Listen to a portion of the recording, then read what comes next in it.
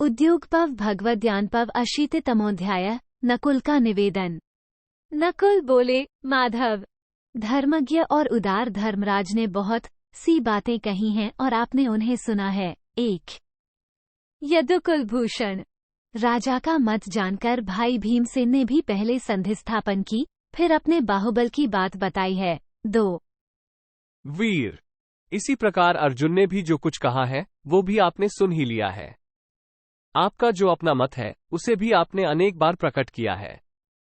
परंतु पुरुषोत्तम, इन सब बातों को पीछे छोड़कर और विपक्षियों के मत को अच्छी तरह सुनकर आपको समय के अनुसार जो कर्तव्य उचित जान पड़े वही कीजिएगा। 4। शत्रुओं का दमन करने वाले केशव। भिन्न भिन्न कारण उपस्थित होने पर मनुष्यों के विचार भी भिन्न भिन्न प्रकार के हो जाते हैं, अतः मनुष्य को वही कार्य करना चाहिए जो उसके योग्य और समयोचित हो। 5। पुरुष श्रेष्ठ। किसी वस्तु के विषय में सोचा कुछ और जाता है और हो कुछ और ही जाता है। संसार के मनुष्य स्थिर विचार वाले नहीं होते हैं। 6। श्री कृष्ण। जब हम वन में निवास करते थे उस समय हमारे विचार कुछ और ही थे, अज्ञातवास के समय वे बदलकर कुछ और हो गए और उस अवधि को पूर्ण करके जब हम सबके सामने प्रकट हुए हैं तब से हम लोगों का विचार कुछ और हो गया है। 7। वृषणनंदन। वन में विचरते समय राज्य के विषय में हमारा वैसा आकर्षण नहीं था जैसा इस समय है। 8। वीर जनार्दन। हम लोग वनवास की अवधि पूरी करके आ गए हैं। ये सुनकर आपकी कृपा से ये 7 अक्षौहिणी सेनाएं यहाँ एकत्र हो गई हैं। 9। यहाँ जो पुरुष सिंह वीर उपस्थित हैं, इनके बल और पौरुष अचित्य हैं। रणभूमि में इन्हें अस्त्र शस्त्रों से सुसज्जित देखकर किस पुरुष का हृदय भयभीत न हो उठेगा। 10। आप कौरवों के बीच में उससे पहले सांत्वनापूर्ण बातें कहिएगा और अंत में युद्ध का भय भी दिखाइएगा, जिससे मूर्ख दुर्योधन के मन में व्यथा न हो। 11।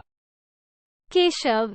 अपने शरीर में मांस और रक्त का बोझ बढ़ाने वाला कौन ऐसा मनुष्य है जो युद्ध में युधिष्ठिर, भीमसेन, किसी से पराजित न होने वाले अर्जुन, सहदेव, बलराम, महापराक्रमी सात्यकी, पुत्रों सहित विराट, मंत्रियों सहित द्रुपद, धृष्टद्युम्न, पराक्रमी काशीराज, चेदी नरेश धृष्टकेतु तथा आपका और मेरा सामना कर सके। 12। 14। महाबाहो। आप वहां केवल जाने मात्र से धर्मराज के अभीष्ट मनोरथ को सिद्ध कर देंगे, इसमें संशय नहीं है। 15। निष्पाप श्री कृष्ण। विदुर, भीष्म, द्रोणाचार्य तथा बाहलीक ये आपके बताने पर कल्याणकारी मार्ग को समझने में समर्थ हैं। 16। ये लोग राजा धृतराष्ट्र तथा मंत्रियों सहित पापाचारी दुर्योधन को समझा बुझाकर राह पर लाएंगे। 17। जनार्दन। जहां विदुर जी किसी प्रयोजन को सुने और आप उसका प्रतिपादन करें, वहां आप दोनों मिलकर किस बिगड़ते हुए कार्य को सिद्धि के मार्ग पर नहीं ला देंगे। 18। इति श्री महाभारते उद्योगपर्वणि भगवद्ज्ञान पर्वणि नकुल वाक्य अशीतितमोऽध्याय। 80। इस प्रकार श्री महाभारत उद्योग पर्व के अंतर्गत भगवद्ज्ञान पर्व में नकुल वाक्य विषयक 80वां अध्याय पूरा हुआ। 80।